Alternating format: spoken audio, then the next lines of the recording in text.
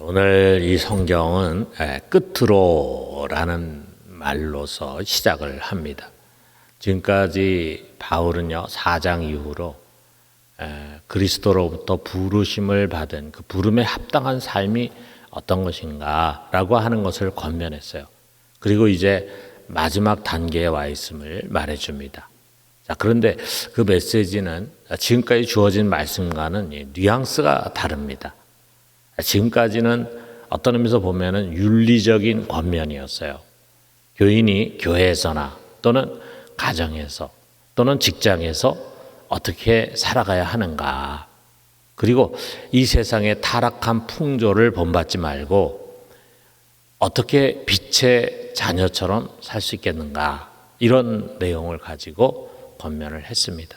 자, 그런데 이 마지막 교훈은요, 우리들의 눈을 열어가지고 우리가 지금 전쟁터 한가운데 있다고 하는 것을 보게 해줍니다.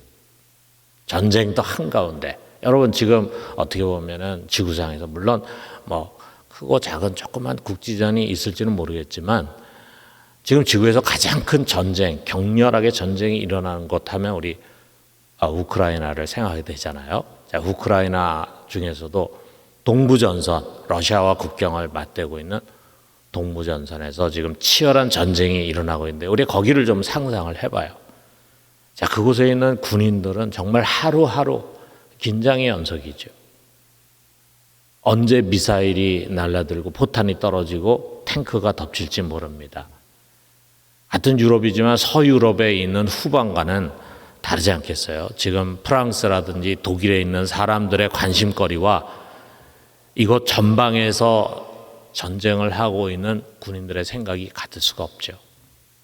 바울은 마치 후방에 있는 사람들에게 윤리적인 권면을 하다가 마지막 끝으로 전방에 있는 사람들에게 전쟁 이야기를 하고 있는 그런 느낌입니다. 그렇습니다. 여러분, 우리가 믿음의 눈을 열고 영적인 세계를 봐요. 우리는 지금 하나님과 우리와 인간 이 관계만 속에서만 우리가 신앙생활을 하는 게 아닙니다. 또 다른 영적인 존재가 있어요. 우린 그들과 싸웁니다. 그래서 우리는 어떻게 보면은 지금 전쟁 한복판에 서 있어요. 그 적군이 멀리 있는 것이 아닙니다. 아주 가까이. 바로 눈앞에 있어요. 여러분, 이 치열한 전쟁에서 내가 전쟁터에 있다는 사실조차도 잊어버리고 또는 거기서 한눈을 팔고 그러면은 내가 죽습니다. 왜냐하면 적도 우리를 노리고 있기 때문에요. 그들이 우는 사자와 같이 두루두루 다니면서 삼킬자를 노리고 있다고 말하고 있지 않습니까? 그래서 칼빈은요, 교회를 에클레시아 밀리탄츠, 전투하는 교회다 불렀어요. 이 시대에 지상에 세워진 교회는 싸우는 교회입니다. 교회를 잘 세우고 덕을 세우고 인격적으로 성숙하고 성장하고 이것도 굉장히 교회가 해야 할 중요한 일이죠. 그러나 그 못지않게 중요한 것은 교회는 싸워야 합니다. 그렇기 때문에 그 교회 지체인 우리 교인들 한 사람 한 사람은 예수 그리스도의 군사입니다. 디모데후서 2장 3절에 너는 그리스도 예수의 좋은 병사로 나와 함께 고난을 받으라 명합니다. 자, 그렇다면은 우리 싸움의 대상은 누군가? 한마디로 마귀, 더 정확하게 말한다면 마귀와 그의 부하들이죠. 어쩌면 우리가 정확하게 알 수는 없지만 마귀 바로 밑에 수하에는 아주 힘을 갖고 있는 타락한 천사들이 있을 것입니다. 우리가 12절을 먼저 잠깐 보면은 우리의 씨름은 혈과 육을 상대하는 것이 아니요 통치자들과 권세들과 이 어둠의 세상 주관자들과 하늘에 있는 악의 영들을 상대합니다. 자, 우리가 이 말씀을 잠깐 참조해 본다면 통치자들, 권세들, 어둠의 세상 주관자들, 하늘에 있는 악의 영들이 우리 대적자라고 말하고 있는데 전부 복수 형태로 되어 있잖아요. 이게 정확하게 무엇을 가리키는가는 신학자들 사이에 엄청난 논쟁의 대상입니다. 우리가 정확히 알 수가 없어요. 어쩌면은 이런 굵직굵직한 타락한 천사들, 마귀의 수하에서 어느 정도 힘을 갖고 있는 그런 존재들이 이단의 배후에 있거나 어떤 종교들의 배후에 있거나 또는 국가 권력의 배후에서 역사하는 아주 굵직하고 힘이 있는 영들일지도 모릅니다. 그리고 제일 밑에 쫄개가 있어요. 그게 바로 사람들 속에 직접 들락날락하면서 괴롭히는 귀신들. 자, 우리 성경에 귀신이라고 우리가 번역이 되어 있지만 원래 의미는 더러운 영 또는 악한 영. 자, 우리가 헬라어는 데몬이라고 되어 있습니다. 자, 이것들은 말도 하고, 그러죠? 사람을 괴롭히기도 하고, 그러다가 또 쫓겨나기도 하는. 그래서 성경에 여러 곳에 구체적으로 소개가 되고 있습니다. 자, 이 모든 것 위에 마귀 또는 사탄이라고 하는, 이거는 복수가 아니라 단수입니다. 하나의 존재. 마귀라고도 하고 사탄이라고도 합니다. 같은 존재를 이렇게 부르는데 이런 존재가 있어요. 자, 그에게 어둠의 권세자, 사망 권세자, 이렇게 권세자라고 하는 명칭이 붙고 있다는 것은 그에게는 굉장한 힘이 있다는 것을 말해주고 있잖아요. 자, 그런데 마귀는 힘만 있는 존재가 아닙니다. 그는 아주 간교합니다. 우리 11절에 보니까 마귀의 간계를 능히 대적하기 위하여 그랬잖아요. 그는 뿔 달린 괴물, 사람들에게 공포를 주고 무섭게 하는 그런 존재만이 아니에요. 우린 보통 그를 그렇게 그리고 있는데 어떻게 보면 그것이 자기를 포장하는 마귀의 간계일 수도 있어요. 그는 때로 아주 화려한 문화의 옷을 입기도 합니다. 사업을 흥하게 하기도 하고 병을 낫게 하기도 하고 부귀영화를 줄 수도 있어요. 커다란 즐거움과 쾌락을 주는 아주 매혹적인 모습으로 나타날 수도 있고 타락한 도덕의 배후에 있을 수도 있습니다. 가장 당황스러운 것은 뭐냐 하면 그는 교인들에게 때로는 아주 광명한 천사의 모습으로 나타난다는 사실이에요. 광명한 천사. 바울이 그렇게 표현했어요. 광명한 천사. 아주 밝고 어질고 선한 모습의 천사. 우리가 상상 속에서 보면 너무 아름답게 보이는 천사 있잖아요. 그 천사의 모습으로 우리가 나타난다 이거죠. 그래서 우리 어설프고 어리석은 자 갖고 분별할 수 있겠습니까? 정통에서 약간 벗어난 교묘한 교리와 이론, 때로는 능력도 나타나. 그런 것으로 교인들을 미혹하는 거짓 교사예요. 자, 여러분 얼마나 무서운 이야기입니까? 이처럼 마귀의 계계는요 정말 쉽게 분별할 수 있는 것이 아닙니다. 그러므로 여러분 이 전쟁은 쉬운 전쟁이 아닙니다. 우리가 힘을 키워야 합니다. 그리고 잘 준비해야 합니다. 대적자를 잘 분별해야 합니다. 오늘 말씀에서 우리가 이 전쟁의 승리의 비결이 무엇인지 몇 가지 돌아봐요. 첫째로는 강한 군사가 돼야 한다. 당연히 군인은 강해야 되잖아요. 우리 군대 가면은 전쟁하지도 않는데도 매일 훈련을 합니다.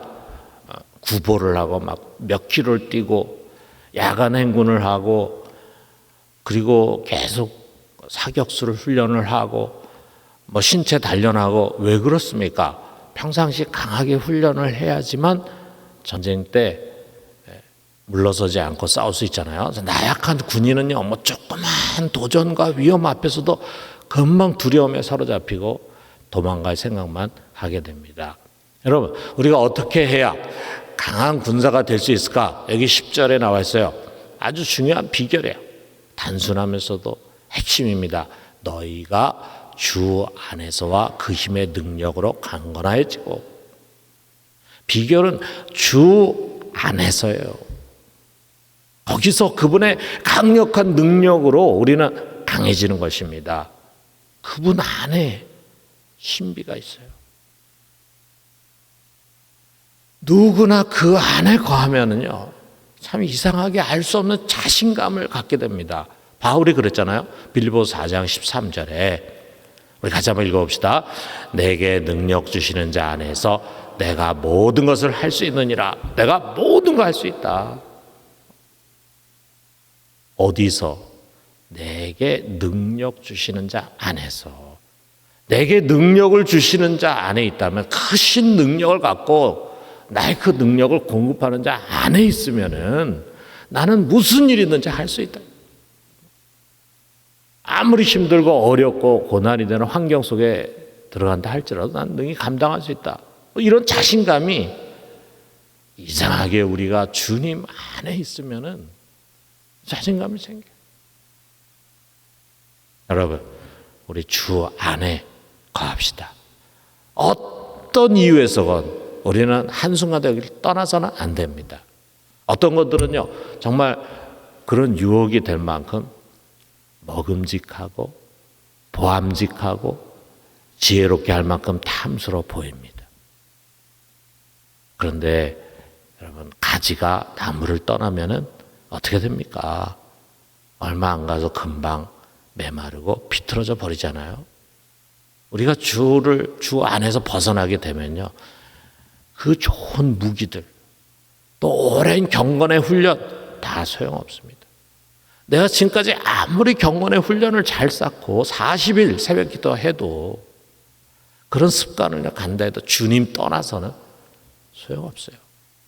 우리는 아무것도 할 수 없습니다. 어제까지 주 안에 거할 때는 그런 자신감과 담대함을 가진 사람이 무슨 일로 인해서 주님을 떠나서 타락한 길로 가게 되면 한순간에 아주 무능하고 무기력한 사람이 되는 거예요. 우리는 그 강한 마귀를 결코 대적할 수가 없고 도리어 그들의 밥이 될 것입니다. 그러나 주 안에 거하면 우리도 모르게 우리는 강해집니다.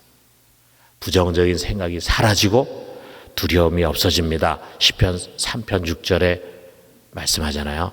천만인이 나를 에워싸 진친다 하여도 나는 두려워하지 아니하리다. 천만인이 대단하지 않습니까? 사랑하는 성도 여러분, 항상 언제나 능력의 주 안에 거하는 우리 모두가 되기를 주님의 이름으로 축원합니다. 자, 두 번째로는 무장을 잘해야 한다. 자, 11절에 마귀의 관계를 능히 대적하기 위하여 하나님의 전신갑주를 입으라 그랬어요. 전신갑주라는 것은 그 당시에 로마의 보병이 전쟁에 나갈 때 갖추는 완전 무장을 가르치는 겁니다. 투구부터 시작해서 군화에 이르기까지 아주 단단한 갑옷을 입었겠죠. 그리고 여러 가지 무기들로 무장을 했겠죠. 이처럼 우리는 하나님의 전신갑주를 입어야 돼요. 하나님이 공급해 주시는 갑옷과 무기들입니다. 이것이 왜 필요합니까? 마귀의 계계를 능히 맞설 수 있도록 그랬잖아요. 단순히 마귀가 아니라 마귀의 계계, 마귀의 공격이라고 하는 것이 단순하지 않고 그가 사용하는 무기가 한두 가지가 아닙니다. 그는 기가 막힌 전략을 갖고 온갖 것을 동원해서 공격합니다. 우리 어설프게 해가지고는 막을 수가 없어요. 그러므로 우리에게는 하나님의 완전 무장이 필요합니다. 어떻게 우리가 무장해야 될까? 우리가 다음 시간에 다음 구절에서 이것을 놓고 말씀을 나누도록 해요. 마지막 세 번째로 우리의 싸움의 대상을 잘 알아야 합니다. 12절에 보니까 우리의 씨름은 혈과 육을 상대하는 것이 아니요 통치자들과 권세들과 이 어둠의 세상 주관자들과 하늘에 있는 악의 영들을 대함이라. 여기에 앞부분이 아주 중요해요. 우리의 싸움은 혈과 육이 아니다. 다시 말해서 사람이 아니다 이거죠. 사람과 싸우려고 해서는 안 된다. 여러분, 이것이 우리가 참 헷갈리기 쉽고 속기 쉬운 것입니다. 우리는 사람을 원수로 여겨요. 그리고 사람하고 싸우려고 합니다. 불의한 사람, 악한 사람, 못된 사람, 나를 괴롭히고 나를 대적하는 사람을 적으로 여기려고 합니다. 그리고 그것이 마치 악에 대한 선의 싸움인 양 착각을 합니다. 그럼 우리가 벌써 마귀의 괴계에 넘어가는 거예요. 여러분, 교인들끼리 싸울 때 마귀는 미소를 짓고 박수를 칩니다. 그의 간교한 작전이 먹혀 들어간 거예요. 여러분, 우리는 명심합시다. 사람은 우리의 영적 전쟁의 대상이 아닙니다. 아무리 못된 사람도 아닙니다. 그를 미워하고 그와 싸우려고 하면 이미 우리는 영적 전쟁에서 지는 것입니다. 여러분, 예수님께서 거라사라고 하는 지방에 가셨을 때 거기에 많은 귀신, 군대 귀신 들린 사람이 있었잖아요. 그가 예수 앞으로 달려와 가지고 소리 지릅니다. 당신이 나와 무슨 상관이 있나이까? 막 이상한 짓을 막 하는 거죠. 그러나 주님은 그를 상대하지 않았어요. 주님의 싸움의 상대는 사람이 아니라 그 사람 속에서 그 사람을 괴롭히고 그 사람을 조종하는 귀신들이었어요. 그렇기 때문에 주님은 그 귀신들을 향해서 명하고 그들을 쫓아냅니다. 여러분, 사람과 싸우지 맙시다. 교회 안에서도 결코 사람을 싸움의 대상으로 여기지 말아요. 그 사람 뒤에서 그 사람도 모르게 그를 부하내동하고 흔드는 원수가 있어요. 우리가 대적해야 할 대상은 바로 이런 자들입니다. 통치자들과 권세들과 이 세상의 어둠 주관자들과 하늘에 있는 악의 영들을 상대합니다. 그러므로 우리 주님께서 거라사인, 귀신 들린 거라사인을 대하신 것처럼 우리도 자기도 모르게 속고 불의의 도구로 쓰임받고 있는 사람을 불쌍히 여겨요. 그와 싸우려고 해서는 안 됩니다. 사랑하는 성도 여러분, 마귀의 간교함과 잘 싸우면서 그리스도의 유능한 군사들로 세워져 가기를 주님의 이름으로 축원합니다.